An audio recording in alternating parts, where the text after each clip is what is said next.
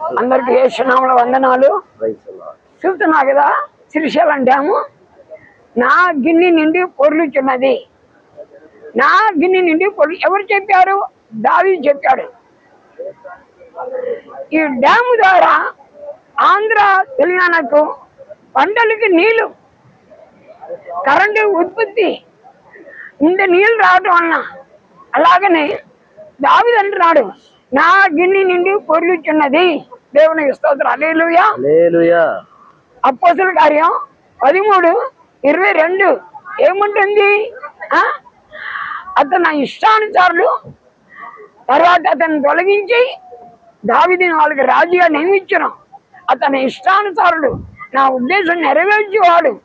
అంటే దావీదు దేవుని చిత్తం నెరవేర్చాడు. అన్నిటి నేను కనపడా దావీదు దేవుని చిత్తం నెరవేర్చాడు. కానీ సౌలు దేవుని చిత్తం నెరవేర్చలే. ఎక్కడ తేడా? అభిషేకంలో తేడా. చూసావా? నిండైన అభిషేకం. అలాగా మనకు కూడా నిండైన అభిషేకం ఉండే దేవుని చిత్తం నెరవేర్చుతాం. అందుకే దేవుడు మనల్ని ఎన్నుకున్నాడు. దేవుడు మన అందరినీ ఇలా అభిషేకించను గాక, తన ద్వారా తన చిత్తమును నెరవేర్చుకుని గాక. ఆమేన్.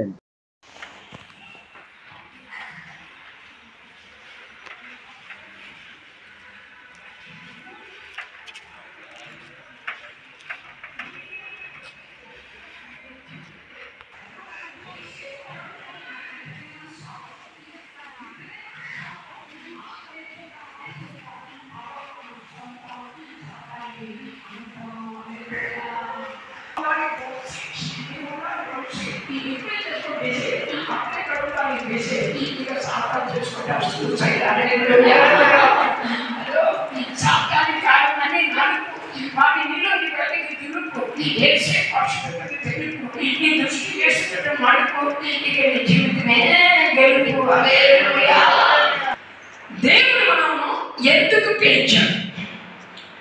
దేవుడు మమ్మల్ని ఎందుకు పిలిచాడని 5 అంశాలు ఉన్నాయి. సమయాన్ని బట్టి నేను పూర్తి చేద్దాను. సమయం ఉంటే 5 అంశాలు పూర్తి చేద్దాం. పరిశుద్ధులు అవడానికి పిలిచాడు. దేవుడు మనం ఎందుకు పిలిచాడు? తన కుమారునితో సహవాసం చేయడానికి పిలిచాడు. దేవుడు ఎందుకు పిలిచాడు? ఆయన గురించి సువార్త ప్రకటించడానికి పిలిచాడు. దేవుడు ఎందుకు పిలిచాడు? ఆశీర్వాదానికి వారసులు అవడానికి పిలిచాడు. దేవుడు ఎందుకు పిలిచాడు?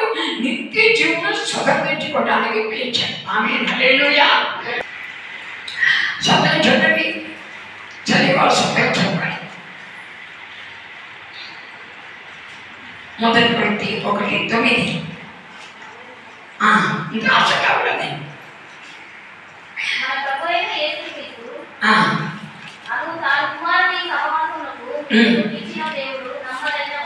స్తోత్రం. అది రెండోది. మొదటిది 4:7. మొదటి దేశానికి 4:7. సత్యమా?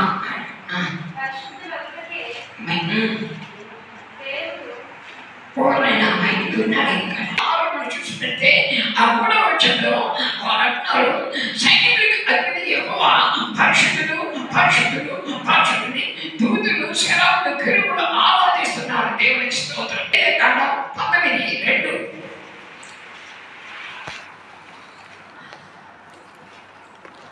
లేవియకాండం మీరు పరిశుద్ధులై ఉండవలెను, మీరు పరిశుద్ధులై ఉండవలెను, మీ దేవుడైన యెహోవానగు నేను పరిశుద్ధుడనై ఉన్నాను.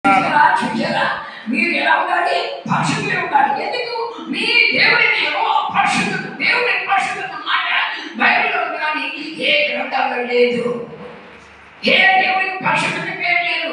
యేసు ఒకడే దేవుడు, ఒకడే పరిశుద్ధుడు. కాబట్టి మీరు ఎలా ఉండాలి? పరిశుద్ధులై ఉండేవాడు. ఎందుకే? మీ దేవుడిని యెహోవా నేను పరిశుద్ధుడనే